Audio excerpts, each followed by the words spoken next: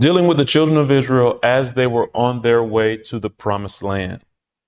Notice what it says in Psalm 78, beginning in verse 22. It says, because they believed not in God and trusted not in his salvation, though he commanded the clouds from above and opened the doors of heaven. So when he opened the doors of heaven, what fell out? It's going to tell you, verse 24, and he rained down manna upon them to eat, and had given them of the corn of heaven. So what is manna? The corn of heaven is what manna is. The corn of heaven. Then it says in verse 25, man did eat angels' food. He sent them meat to the full. He caused an east wind to blow in the heaven, and by his power he brought in the south wind. Notice this, verse 27. He rained flesh also upon them as dust, and feathered fowls like as the sand of the sea. So God didn't just rain manna for the righteous. He even rained flesh for those who ended up dying as a result of disease because they were eating the flesh.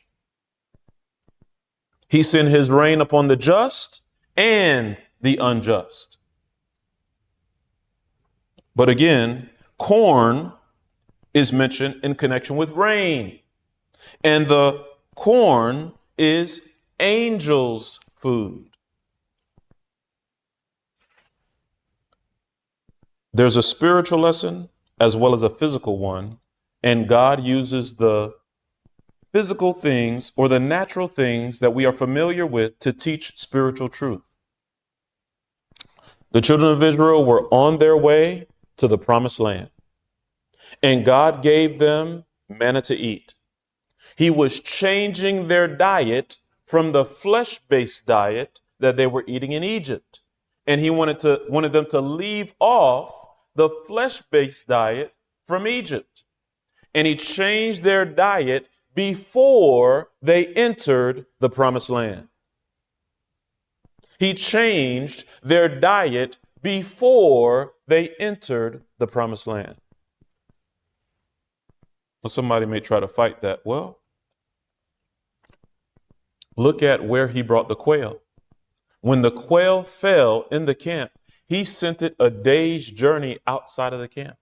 They had to walk. Imagine we're in Norfolk and you have to walk over to Suffolk, walking a day's journey to eat some meat. That's a long walk. I'm not walking that far.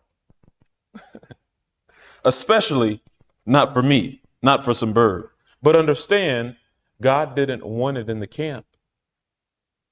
God didn't want to defile the camp, and he didn't allow the quail to fall in the camp. He could have, if he wanted to, but he wanted to prove a point and show he didn't want you to eat it. And if you want it that bad, you got to go get it. He was sending a message to the children of Israel. If you want disease that bad, you got to go get it. That's what God was showing the children of Israel here. But that's the physical blessing. That's the physical lesson. So our diet needs to be changed before we enter the promised land, heaven. That's one application. There's another application.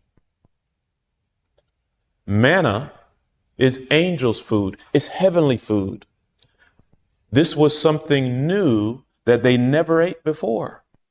And God is giving us a new message before we enter the promised land. God is giving us manna, something we've never spiritually eaten before we enter the promised land. So you're seeing how God doesn't just have the physical lesson to be understood, but also a spiritual one in giving you the hidden manna before you enter the promised land. I may say hidden manna, and that may go over some of your heads. So let's go look at that. Let's go to the book of Revelation, because some don't understand what the hidden manna is. God speaking to the church of Pergamos, a time when the church was being corrupted with worldliness. And as worldliness was coming into the church, God sent a message to the church. Paganism was coming into the church, and God sent a message to the church. Notice his message in verse 17. We're in Revelation 2, in verse 17, it says, "He that hath an ear, let him hear what the Spirit saith unto the churches. To him that overcometh will I give to eat of the hidden manna, and will give him a white stone, and in the stone a new name written, which no man knoweth, saving he that receiveth it." You want some hidden spiritual information? Leave sin alone. Overcome by the blood of the Lamb. And as you overcome, as you leave lust alone, and when I say lust, it's not just one thing. To lust means to desire something that is forbidden from the word of God. That's what lust is. So lust can take on many forms.